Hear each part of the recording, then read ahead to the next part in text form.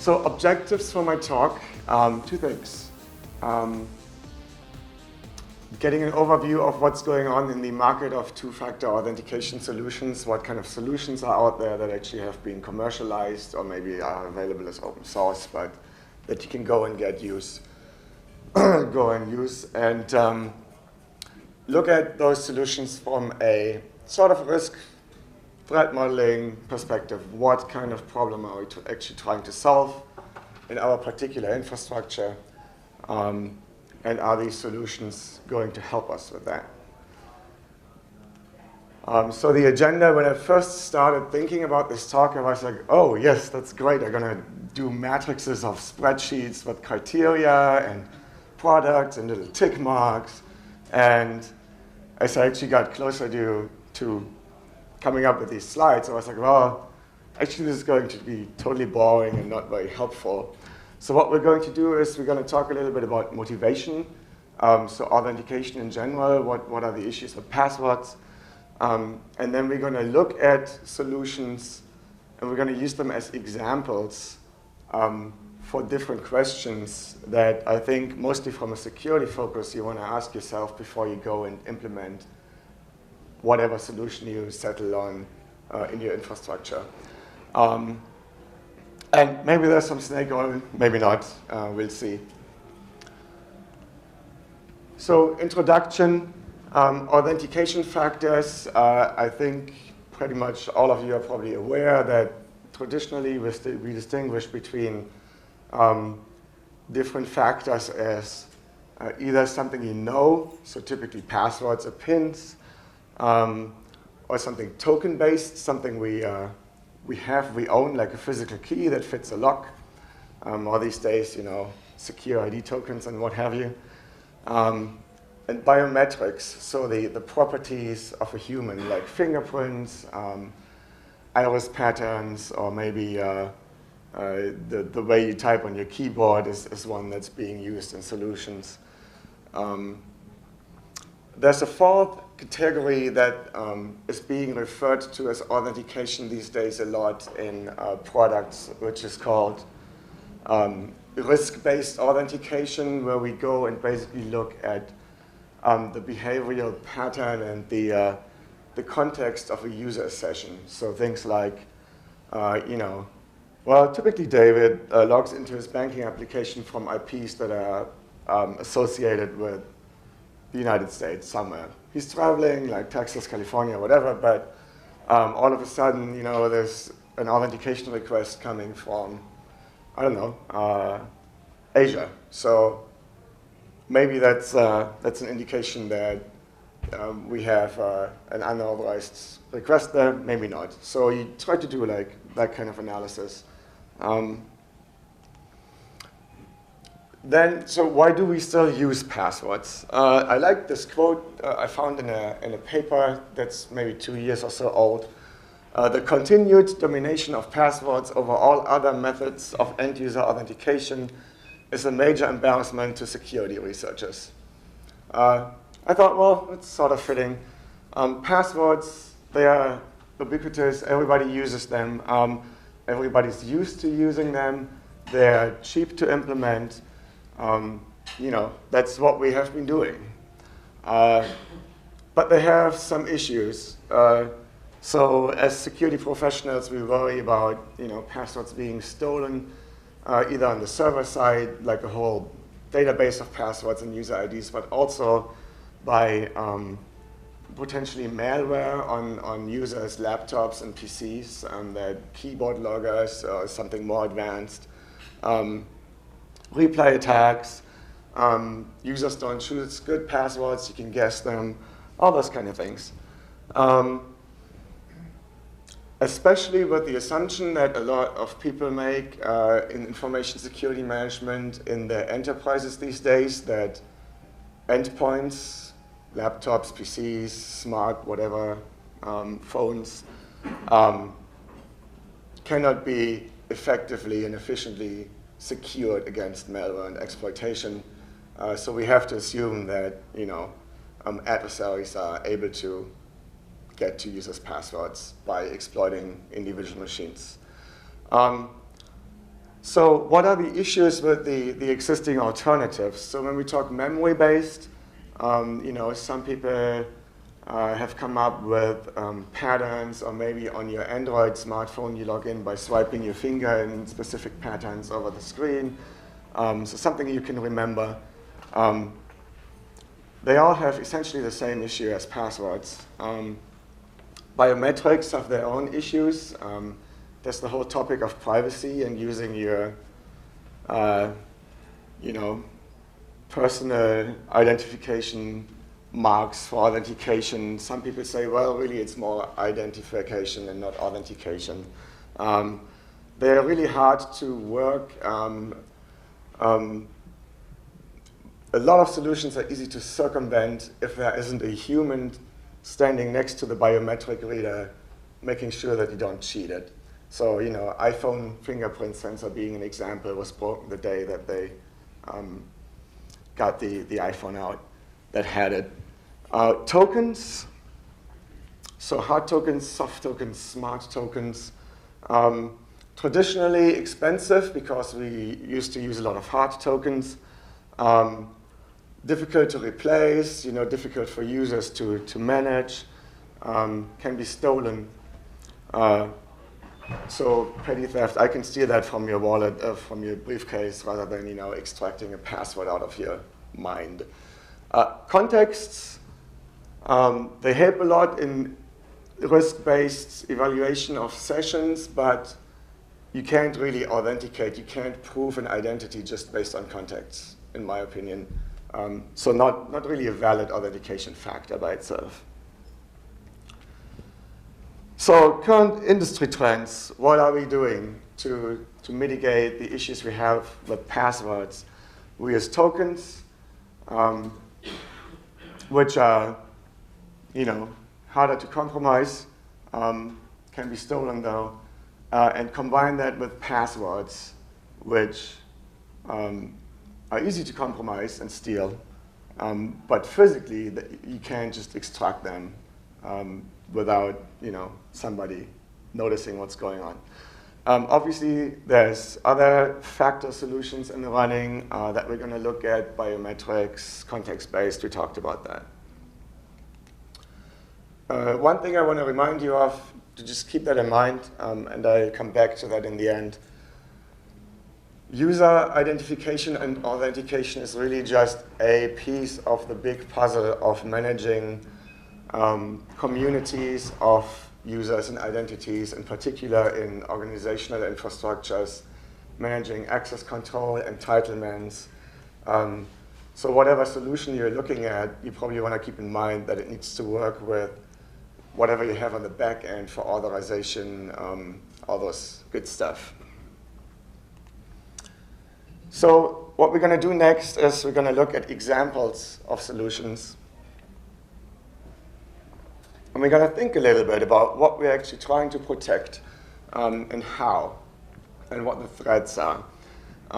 So typical, obviously there might be a difference in protecting like hundreds of thousands of accounts for like individual consumers that access a banking solution versus I have a couple hundred or thousands of corporate accounts, different data that is accumulated within the company than in individual user accounts, etc. All those thoughts basically going back to typical risk assessment approaches and thinking about things.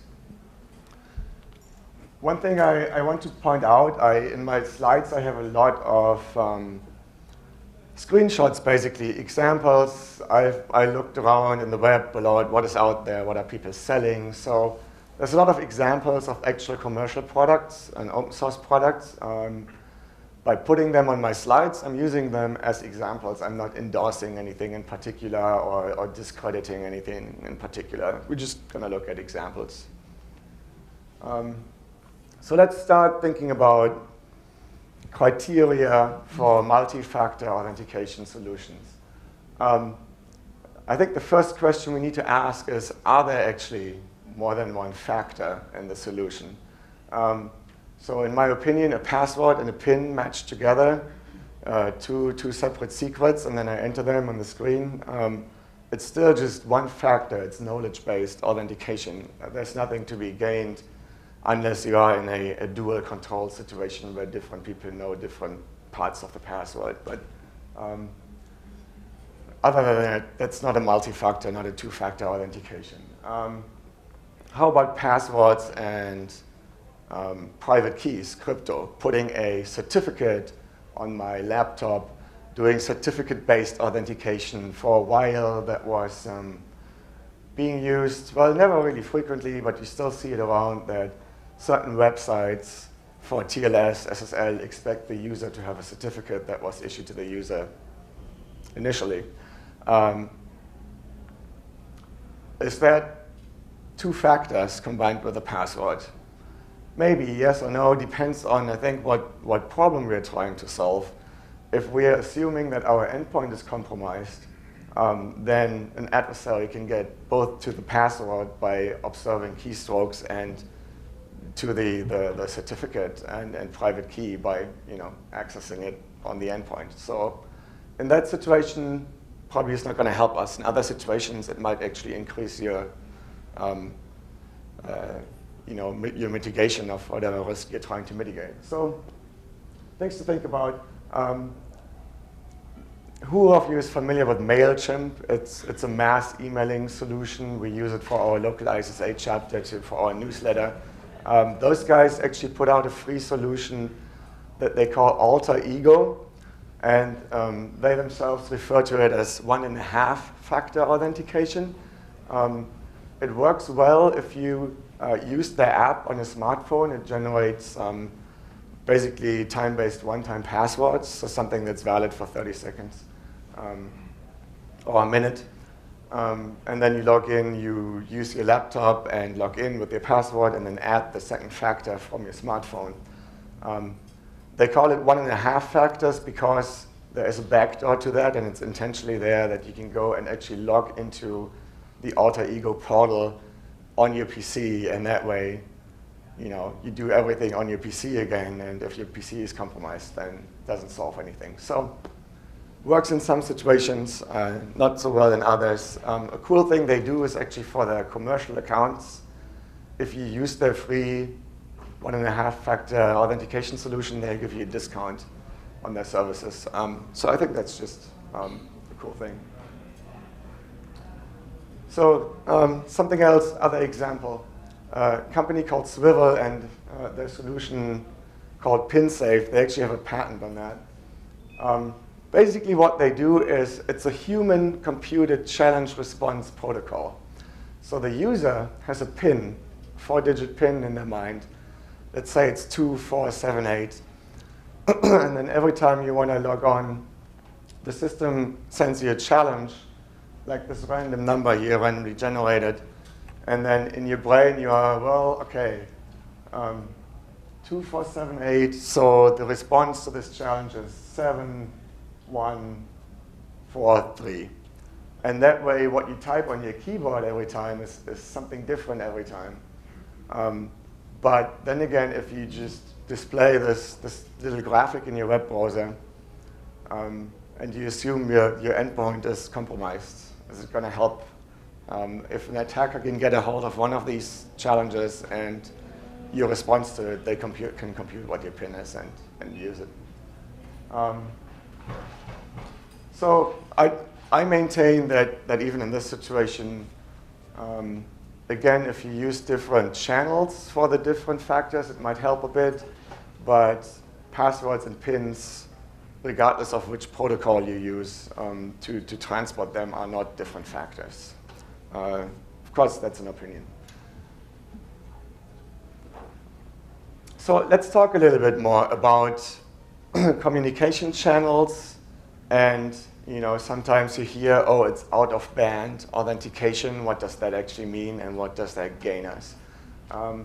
What I did here, I hope you like my little drawing.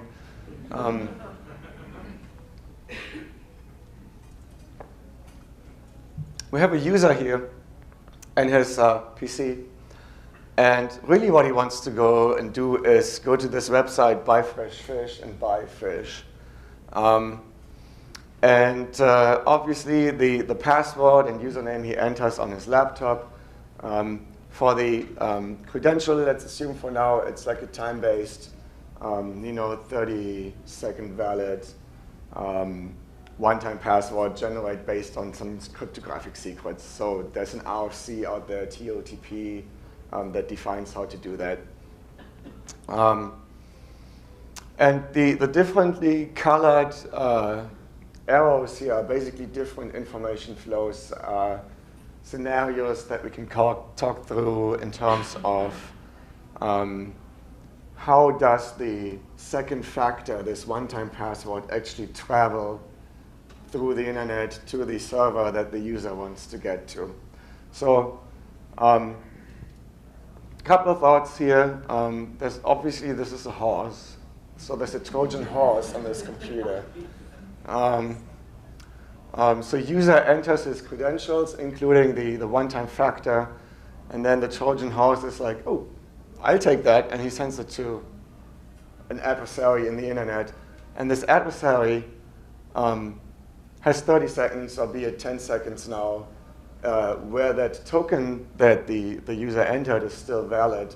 And so the adversary can use that to establish a valid session with the user's account here, impersonate the user, which might be all they need. Different scenario, let's assume the user uses the PC for the password, but sends the credential through the cell phone network. So he uses his smartphone.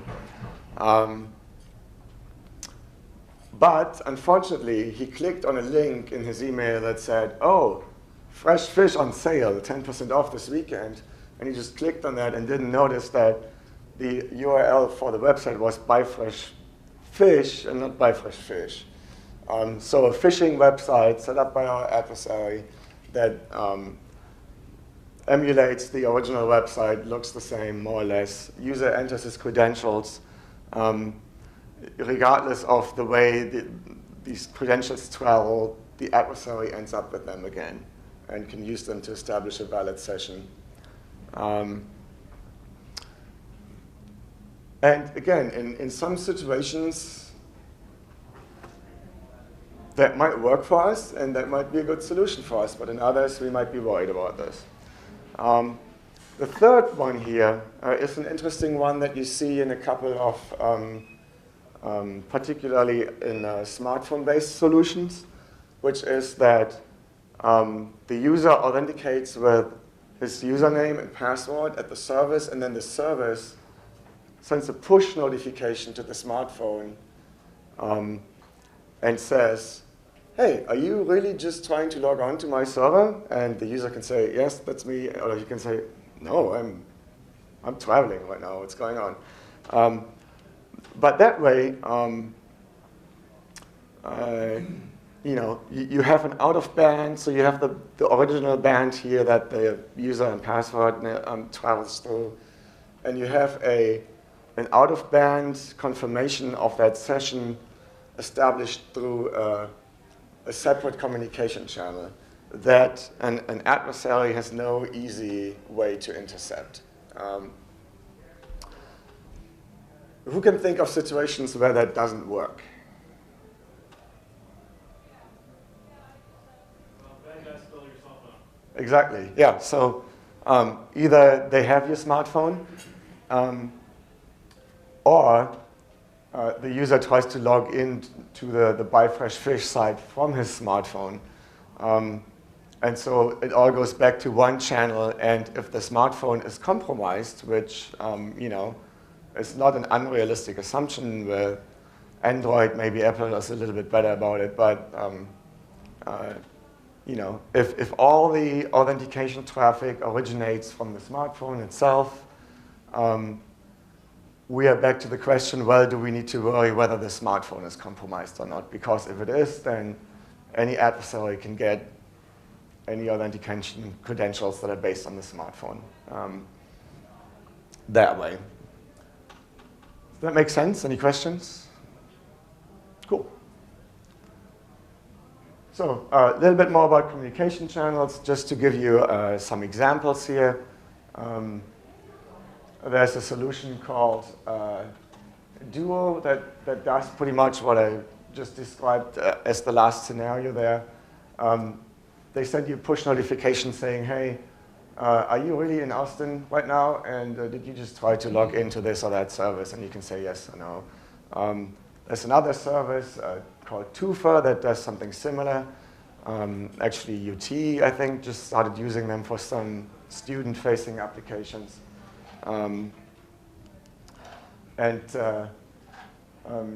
So there's solutions out there that do that.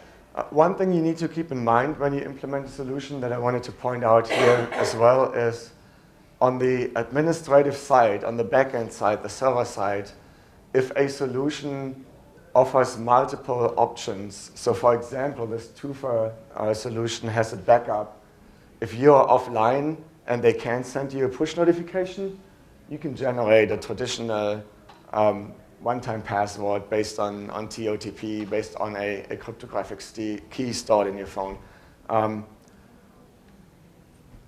Which messes with our different attack scenarios we talked about earlier. So you got to think about, can I, as the administrator, determine on the back end which credentials I accept or not from these different ones that the solution offers?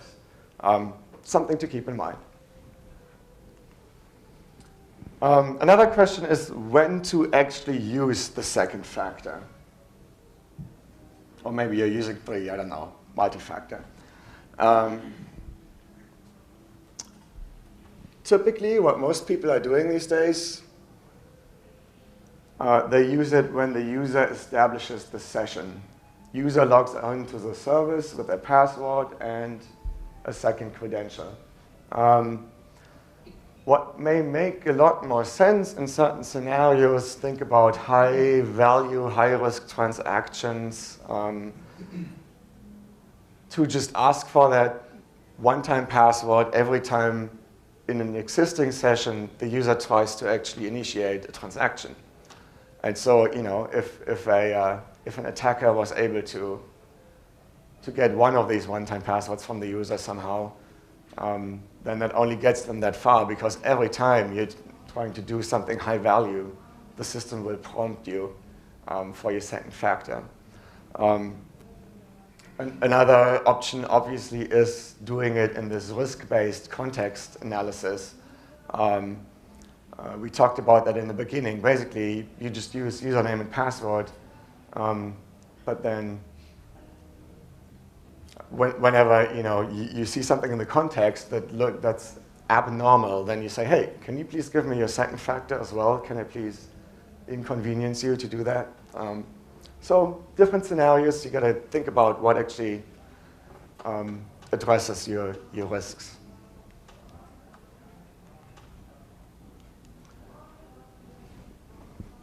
Another thing that goes back to the how do I centrally manage authentication question is how do you enroll tokens? How do you provision them, associate them with user IDs, those kind of questions. Most of you have probably seen these YubiKeys. They emulate a keyboard, a USB keyboard. So you plug them into your PC and they say, oh, I'm an HID device. And every time the user presses this button on the YubiKey, it'll spit out a one-time token via the keyboard interface. So as long as the user already has the cursor on the authentication field in whatever form, it'll be right there.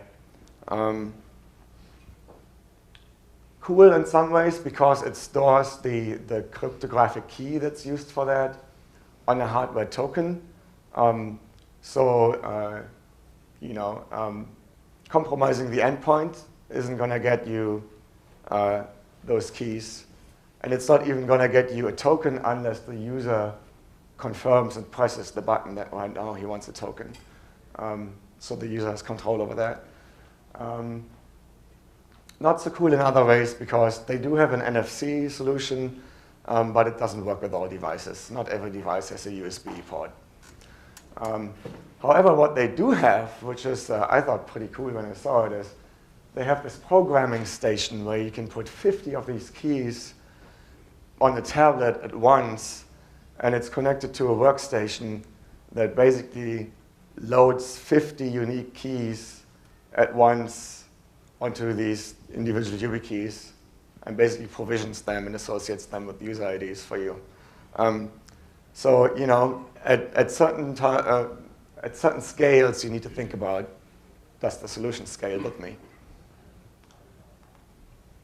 Crypto.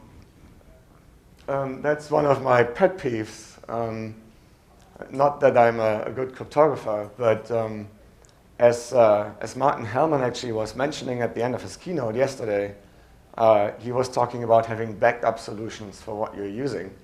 And for, you know, maybe there being advances in how to factor large primes, and RSA is not going to be worth anything all of a sudden if somebody comes up with a way to do that. So in your solutions, I'm a proponent for making sure that there's options of different types of crypto algorithms. And almost all of our solutions are based on crypto these days, that you can fall back to if need be for whatever reason. Or maybe one of your master keys gets compromised or whatnot. You got to think about what you know, basically incident preparedness. What are we going to do? Do we have a plan in place? The other thing with crypto that you know, I like to point out is you want to use reliable and trustworthy implementation and not go and try to implement AES yourself, because unless you are one of the very few applied mathematicians in the world who can do that, you're probably going to make mistakes. So this one I just threw in here for fun, more or less. EMV, so the chip cards that have been in credit cards around the world forever and finally are now showing up in credit cards in the US. They have a whole number of different keys in that chip. And those smart cards, which is basically what that is, and then EMV is a specific standard that uses a smart card, traditionally have been engineered to be extremely robust against attacks of all sorts. Basically, the assumption is every user of a smart card is an enemy because there's no control over what they can do with it. So, you know, they've been engineered to protect against differential power analysis and whatnot. So, fairly strong hardware token by itself. And so MasterCard and then Visa hopped on that bandwagon, came up with a solution to actually generate tokens based on the crypto that's already on the chip and use that for authentication in sessions. And then the Germans did something specifically where they allow you to, for a given transaction to another person's bank account, they will actually calculate a sort of signature based on the receiver's bank account number and the amount that's to be transferred. And then you have a little smart card reader, handheld smart card reader, that shows you that and says, hey, destination amount, is that really what you want? Then please press here or enter your PIN or whatever, and I'll give you this one-time token to use to confirm this transaction. And that way, actually, the user can't even deny anymore that they authorized that. There's other funny solutions, funny as in interesting. You know, we generate like a little pictogram on your web screen that you can then read into this device, and it does the same thing. It shows you details about the transaction, and you can confirm or deny it. Unfortunately, if you want to do that, then you need to be in the position to have the other side of the key material. So not everybody can just go and use EMV cards in their corporate infrastructure, right? If you haven't issued the card, you don't know what the key material is on the card. But I thought it was worth mentioning. So we've talked a lot about security and different threat scenarios. Just for completeness, I wanted to mention a few criteria as well that aren't directly security related, but that you probably want to think about when implementing solutions. And that just goes back to general infrastructure, architecture, etc. And I wouldn't call myself an expert in it, but I thought I'd point at least out what came to my mind while looking at all these solutions. So there's the whole question, how much does it cost in terms of operating expenses versus one-time, I buy an appliance and I'm done, or do I need to buy tokens, or do I need to pay for a license per user every year? Something to think about. Entrust had this nice little graphic here with all the different types of tokens they support in their solution. That's why I threw that in here. Open source, are there open source solutions? I haven't seen that many except for, so obviously the simple software implementation of one-time password tokens. You can just go and implement the RFC if you want. It's fairly straightforward, or there's, I'm sure, lots of people who do that and you can reuse it. Apart from that, I saw some freemium solutions, actually a lot, where the idea is, well, in a consumer context, you can use it for free, but if you want these extra corporate features, central management, etc., then again, we're back to paying money for it. Not unexpected, I think. Integration with identity and access management solutions, IAM solutions. So again, that goes back to the aspect of, I somehow need to associate tokens or biometric properties or whatever factor I have there, passwords, with a user in my system.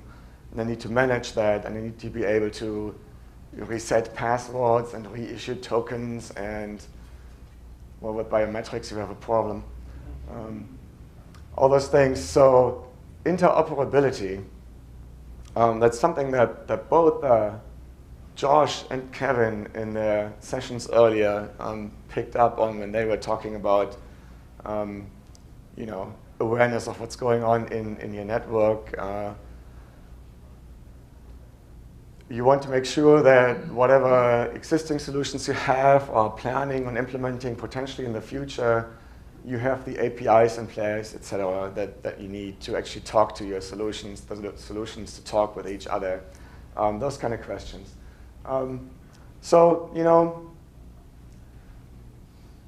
Yeah, how does it integrate? So there's I wanted to point out there's an open source framework for IAM called Glue that's actually based out of Austin here.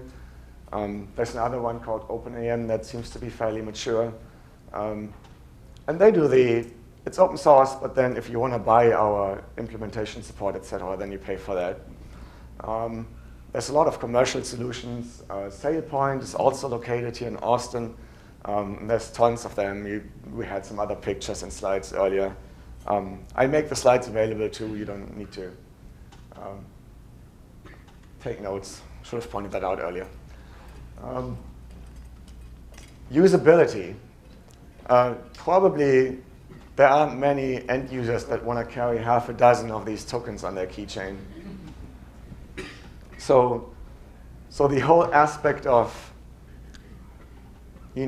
finding the right middle between imposing additional burdens on users by making them use an additional factor versus the gain you get out of it, and how can you make that as smooth as you can and at least burdensome for the user. So efficiency, availability, is it convenient, is it not?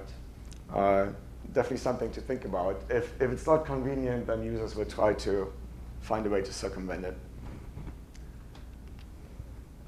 Just general architecture thoughts, some more. Are we okay with installing clients on our endpoints? Does that gain us anything?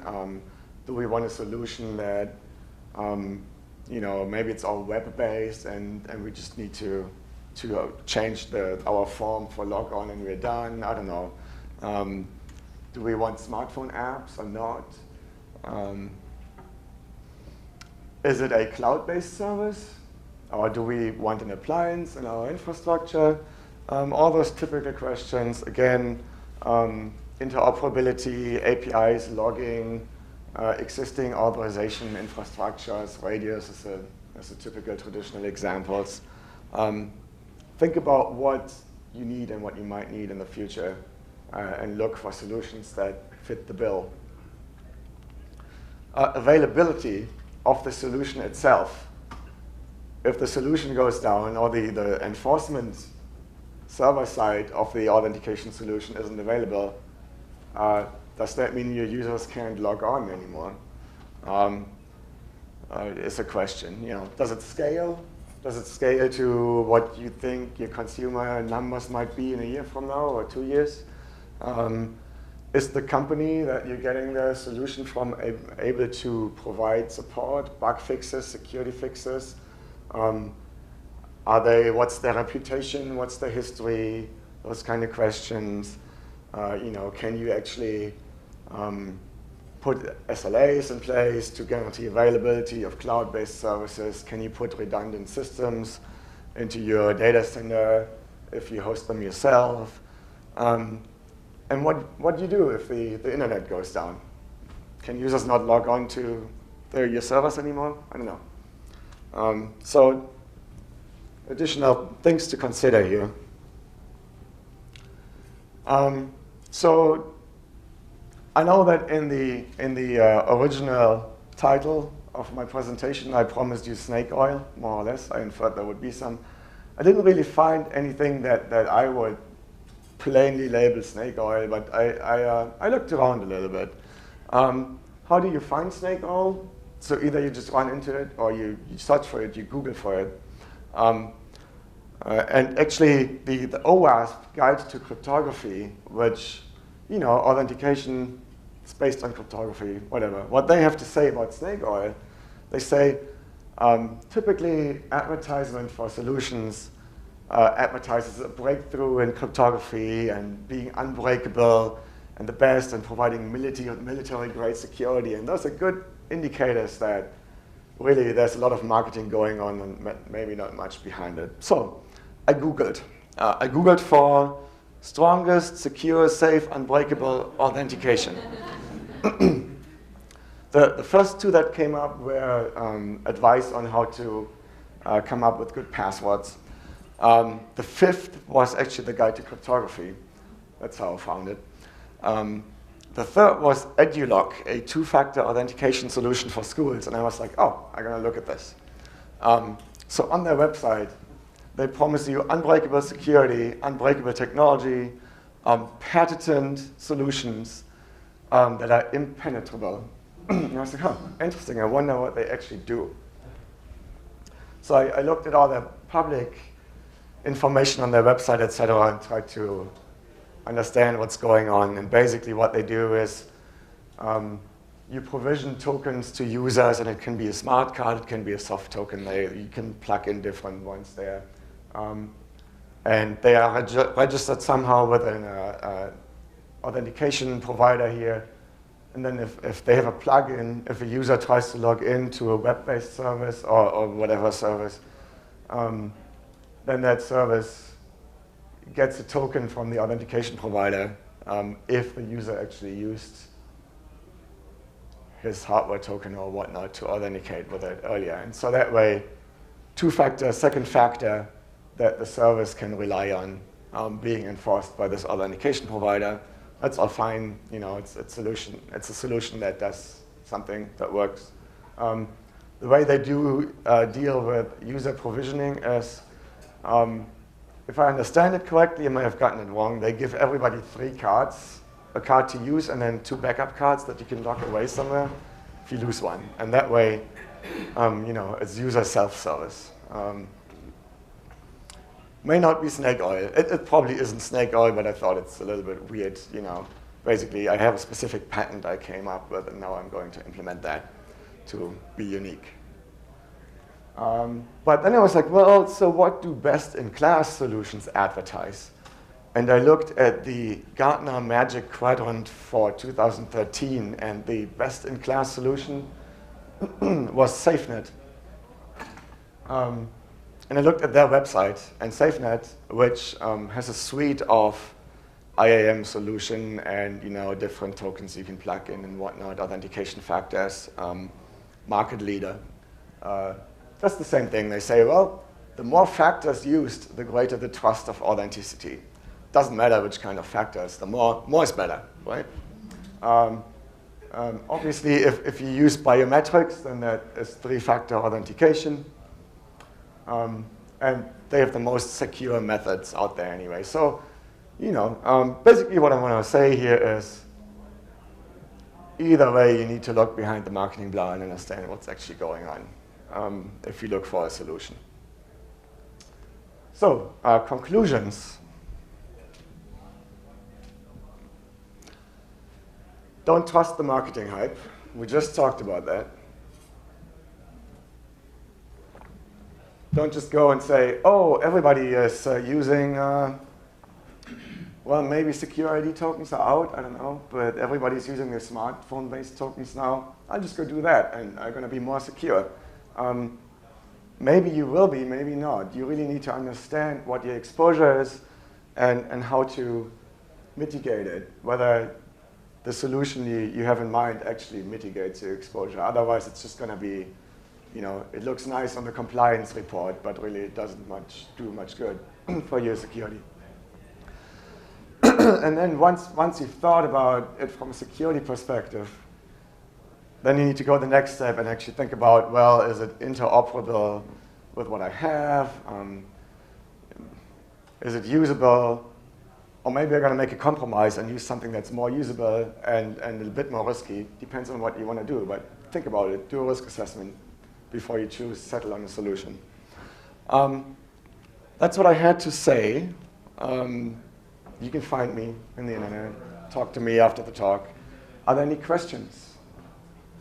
Has your research provided you with any opinion on the FIDO Alliance?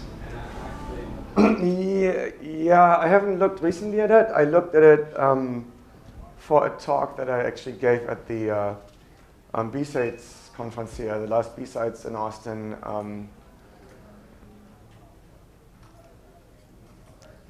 What they try to do is to standardize the way that different types of tokens interact with different types of authentication enforcement points.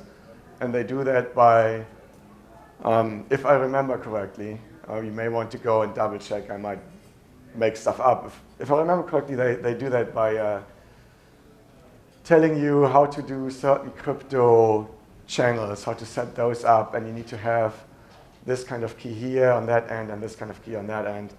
And that way you can plug in whatever tokens you want, and they all use the same channel mechanism. But that then